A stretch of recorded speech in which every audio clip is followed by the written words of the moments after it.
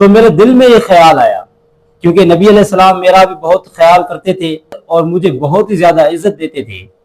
تو میرے دل میں یہ خیال آیا۔ میں آپ سے ایک معصومانہ سوال کرتا ہوں کہ کیا حضرت ابوبکر یہ جرأت کریں گے کہ میں فاطمہ سے افضل ہوں؟ آپ نے جس طریقے سے کہا کہ ابو بکر جو ہیں وہ کبھی یہ دعویٰ نہیں کریں گے، میں تو یہ کہہ رہا ہوں کہ حضرت علی نے بھی کبھی دعویٰ نہیں کیا کہ میں ابو بکر سے افضل ہوں، پھر تو کیا ہوا؟ ضرورت ہی نہیں، وہ تو ایک ٹاپک لاتا ہے نا۔ نہیں تو بات تو یہ کہ میں آپ کو بتا رہا ہوں، ہاں جب اہل بیت کا ذکر ہو رہا ہوتا ہے تو ان کو صحابہ سے ایکسکلوڈ کر کے تصور کیا جا رہا ہوتا ہے۔ حضرت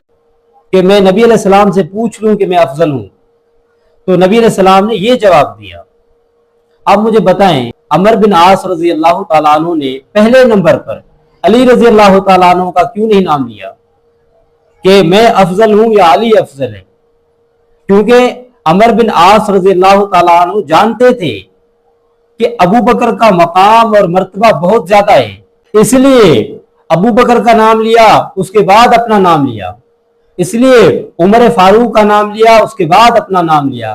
عثمان غنی کا نام لیا، اس کے بعد اپنا نام لیا۔ عمر بن عاص رضی اللہ تعالیٰ عنہ جانتے تھے